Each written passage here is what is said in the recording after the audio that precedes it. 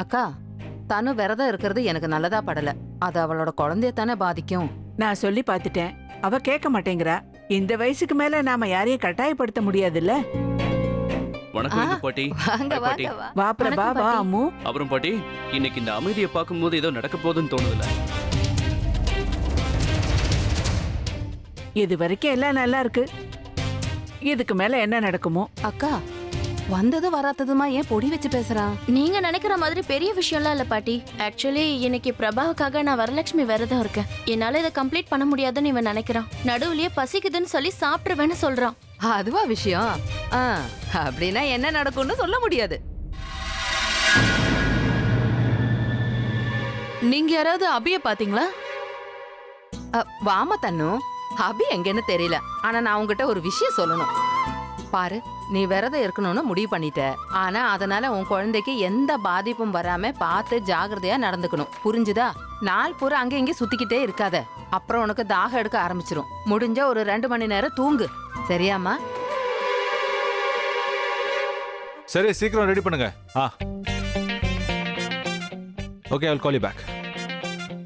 என்ன எல்லாரும் ஒரே இடத்துல கூடியிருக்கீங்க? யாரை டார்கெட் பண்ணிருக்கீங்க? என்னடா பிரபா, வர வர ஆளே பார்க்க முடியல. டேய், என்னடா சொல்ற? நேத்து தானே பார்த்தோம். நேத்து மீட் பண்ணுமா?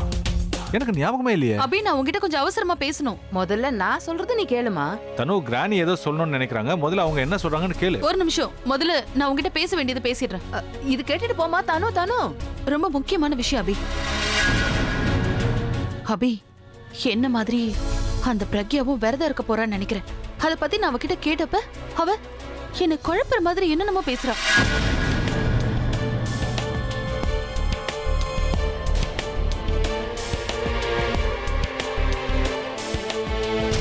டே ஆர்வ கோளாறு, இங்க வா. உன்னோட மேடம் எங்க இருக்காங்க? அக்கா அவங்க ரூம்ல தான் சார் இருக்காங்க.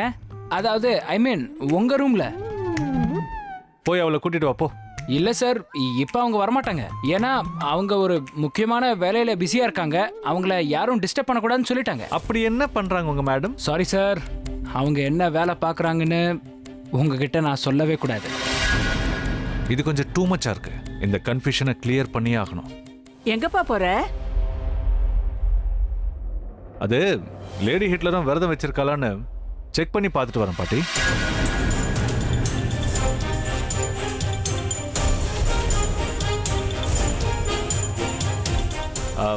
கவி, எஸ் சார். நான் காலையில உனக்கு ஒரு சாக்லேட் கொடுத்தனே, அதை கொஞ்சம் எடுத்துட்டு வரியா? சார், சாக்லேட்டை எனக்கு தானே கொடுத்தீங்க. கம் ஆன் கவி, ஒண்ணுக்கு 10 வாங்கி தரேன்.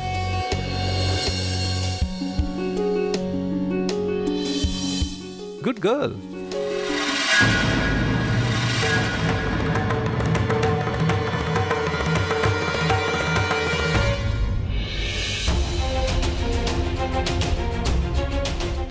இந்த சாக்லேட் அவ சாப்பிடலனா அவ இன்னைக்கு விரதம் வச்சிருக்கிற விஷயம் கன்ஃபார்ம் ஆயிடும்.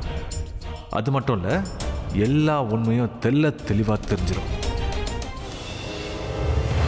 உன்னை கேட்கறதுக்கு யாரும் இல்ல நினைச்சிட்டு இருக்கியா? உன் இஷ்டத்துக்கு என்ன வேணா செய்வியா? நான் இன்னைக்கு இங்க எதுக்காக வந்தேன்னு தெரியுமா? பணத்துக்காக உன்னை நீ முழுசா மாத்திக்கிட்டு இருந்தாலும் இன்னைக்கு வரலட்சுமி விரதம்ங்கிறதுனால எங்க என் பொண்ணு விரதம் இருக்காளுன்னு பாக்குறதுக்காகத்தான் வந்தேன். ஆனா இல்ல, நான் ஏமாந்து போயிட்டேன். இங்க இருக்கிறது என் பொண்ணே இல்ல, பணத்தாசை பிடிச்ச ஒரு பேய் தான் இருக்கு.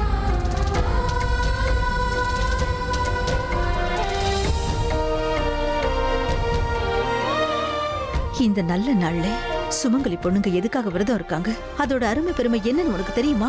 நம்ம வாழறதுக்கு அடிப்படை தேவையான சாப்பாடு, தண்ணி எல்லாத்தையும் தியாகம் பண்ணிட்டு என் புருஷனுக்கு நீண்ட ஆயுள கூடன்னு ஒவ்வொரு சுமங்கலி பொண்ணும் அந்த கடவுள்கிட்ட வேண்டிப்பாங்க. அதுல ஒரு ஆத்ம திருப்தி இருக்கும்.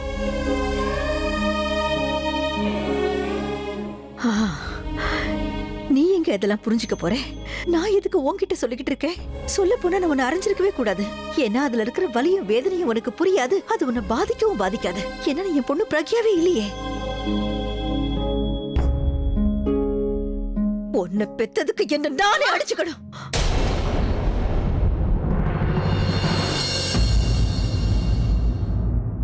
பணம் உன் கண்ணு மறைக்குது. நீ கண்ணு மண்ணு தெரியாம ஆடிக்கிட்டு இருக்க பிரக்யா. அந்த போதையில அடுத்தவங்க படுற கஷ்டம் உனக்கு தெரியறதில்ல, அவங்க உணர்ச்சிகளும் உனக்கு புரியறதில்ல. உன்னோட இந்த ஆட்டம் எல்லாம் ரொம்ப நாளைக்கு நிலைச்சிருக்காது. ஏன்னா இன்னும் கொஞ்ச நாள்ல உன்னை சுத்தி யாருமே இருக்க மாட்டாங்க. இங்க யாரையுமே நீ மதிக்கிறதில்ல. மரியாதை இல்லாத இடத்துல யார்தான் இருப்பாங்க?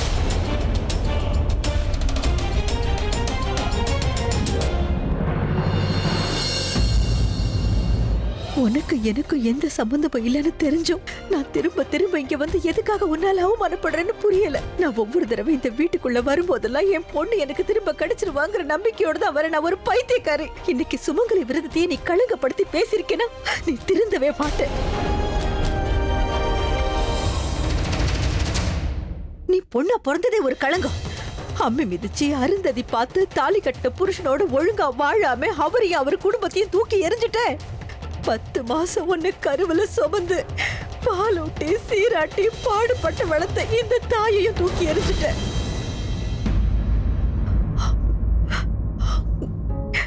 எல்லாமே மறந்து போச்சு இல்ல? நான் உன் அம்மா, நீ என் பொண்ணுங்கிறதையே மறந்துட்டேன் இல்ல? எந்த பொண்ணு பெத்ததுக்காக நான் கர்வப்பட்டுக்கிட்டு இருந்தேனோ இன்னைக்கு அதே பொண்ணை பெத்ததுக்காக இந்த குடும்பத்தை சேர்ந்தவங்க யார் முகத்திலையும் முழிக்க முடியாம கூனி குறுகி அவமானத்துல தலை குனிஞ்சு நிக்கிற. என் மாப்பிள்ளை முகத்தை பார்க்கவே எனக்கு கூசுது.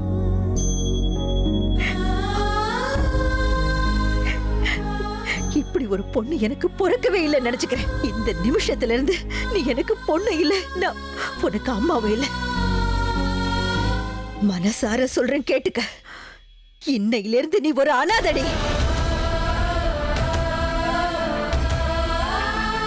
நீ ஒரு அனாதை. உன் அம்மா செத்து போயிட்டா நினைச்சுக்க.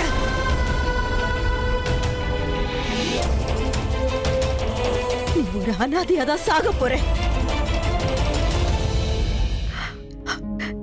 நான் உங்ககிட்ட மன்னிப்பு கேட்டுக்கிறேன் மாப்பிள்ள. முடிஞ்சா நீங்க என்ன மன்னிச்சிருங்க. நான் என் பொண்ணை உங்களுக்கு கல்யாணம் பண்ணி கொடுத்து உங்ககிட்ட ஒப்படைக்கும் போது அவளை கண் கலங்காம பாத்துக்கோங்க, சந்தோஷமா வச்சுக்கோங்கன்னு சொன்னேன். ஏன்னா அன்னைக்கு எனக்கு தெரியாது என் பொண்ணு உங்க சந்தோஷத்தெல்லாம் பறிச்சு உங்களை கண் கலங்க வைப்பான்னு. இது வரைக்கும் இவ செஞ்ச பாவத்துக்கெல்லாம் அந்த ஆண்டவன் கிட்ட இவளுக்கு மன்னிப்பு கிடைக்குமான்னு தெரியல. மன்னிப்பு கேட்கிற தகுதி இவளுக்கு இல்ல. அதனால அவளுக்கு பதிலா நான் உங்ககிட்ட மன்னிப்பு கேட்டுக்கிறேன். ஆண்டி, நீங்க என்ன பண்றீங்க? நீங்க எதுக்காக மன்னிப்பு கேட்கறீங்க? பெத்த தாய் அப்படி கூனி குறுகி நிக்க வச்சவளுக்கு எந்த ஜென்மத்திலையும் மன்னிப்பு கிடைக்காது. இனி இந்த ஜென்மத்தில் இவளுக்கு கிடைக்க போறது வெறும் வெறுப்பு மட்டும்தான்.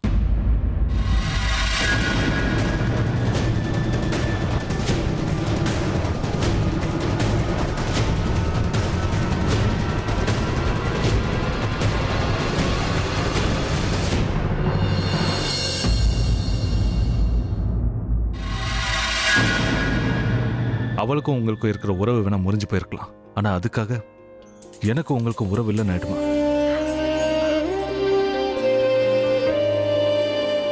உங்க மனசுக்கு எப்போ தோணுனாலும் இந்த பையனை பார்க்க நீங்க வரலாம். அதுக்காக நீங்க யார்கிட்டயும் பெர்மிஷன் கேட்க வேண்டிய அவசியமே இல்லை.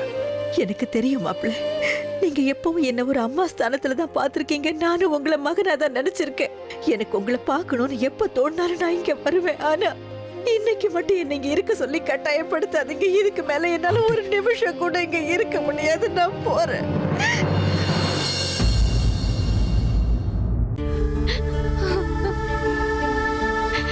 எனக்கு மட்டும் ஏன் இப்படி எல்லாம் நடக்குது? நான் யாருங்கிறது நானே மறந்துடுவேன் போல இருக்கு. என் வாழ்க்கை எப்படி இருந்தது இப்ப எப்படி மாறிடுச்சு. நான் என் புருஷனுக்காக உயிரியை கொடுக்க தயாரா இருக்கேன். ஆனா இன்னைக்கு ஒரு விரதத்தை கூட சுதந்திரமா இருக்க முடியல. அவருக்காக தான் நான் விரதமே இருக்கேன். ஆனா அதை அவர்கிட்ட நான் மறைச்சாகணும். ஏன்னா அவருக்கு என் மேல நம்பிக்கை இல்ல. இன்னைக்கு அம்மா என்ன முழுசா வெறுத்து தூக்கி எறிஞ்சிட்டாங்க.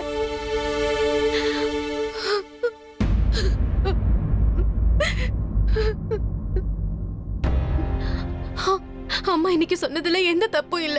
என் வாழ்க்கையில எந்த சந்தோஷமும் இல்ல, எந்த உணர்ச்சியும் இல்ல. அப்படியே இருந்தாலும் அது எல்லாமே போய்தான்.